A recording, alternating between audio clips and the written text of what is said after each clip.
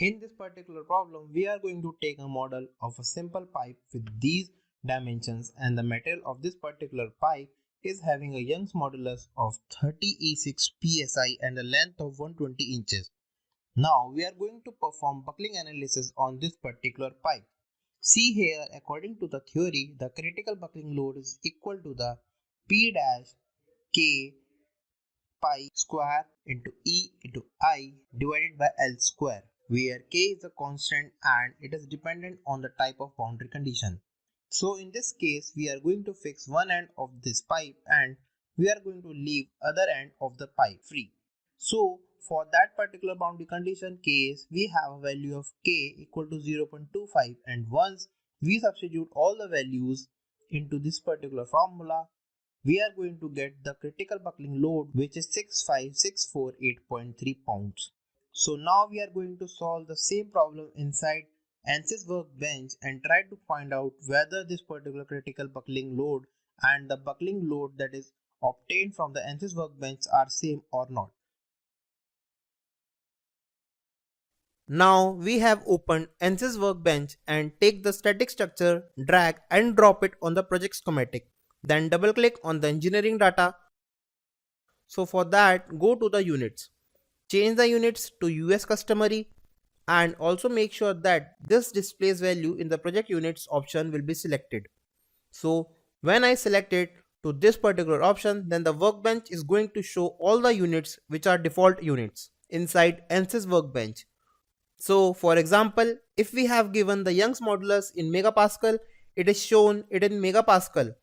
But if I have selected the option to display in project units, then this particular workbench will be showing all the values in the default project units. And hereby default structural steel is applied, and in the problem also this pipe was made up of structural steel, but change the Young modulus to 3E7 psi.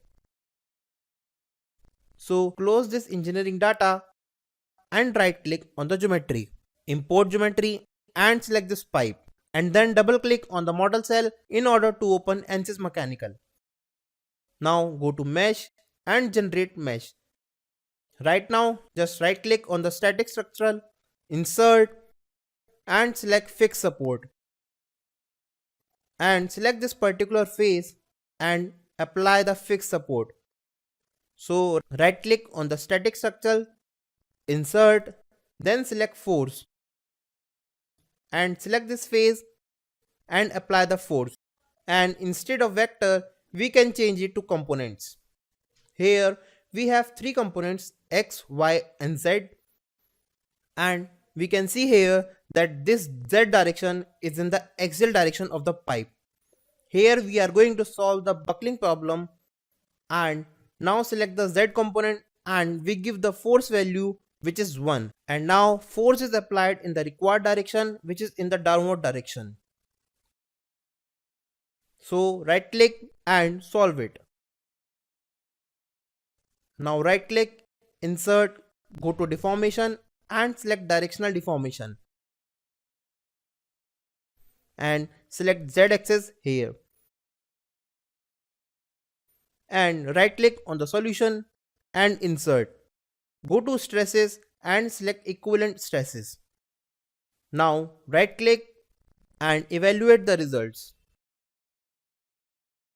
Here we can see the direction deformation is around 6.36 E-7 inches, which is very small when compared to this particular length, and the equivalent stresses are around 0.187, which is also very less than the tensile strength of the material.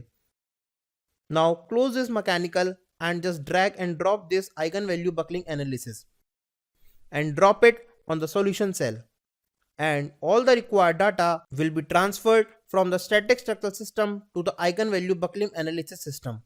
Now double click on the setup cell of eigenvalue buckling. Now we got access to the static structural system, and the second one is the eigenvalue buckling system, which are a part of coupled analysis. Now we need not to do anything as we have applied all the loads and solve it. Now just click on this solution branch and here see the load multiplier. As we have seen in the theory, in order to find out the critical buckling load, we multiply this load multiplier into whatever the load we have applied. So the load here we have applied is 1 pound, and go to this solution branch and here the multiplication factor is 65600. According to the theory, we have got the value of around 65648.3, which is very much nearer to the particular load value. Now go to this force, then change this particular force into 1E4 and resolve the problem once again. Now right click on eigenvalue buckling and press solve. So select the solution branch and here the first load multiplier is 6.56, which multiplied with this force, that is 10,000, and we get 65600. So this is the load value at which this structure is going to buckle. We also verify that the result that is coming from the Ansys workbench is nearly equal to the value that we are getting from the analytical method using the formula of a critical load equal to K into Y square E1 by L square. So this is how we are going to perform buckling analysis inside the Ansys workbench.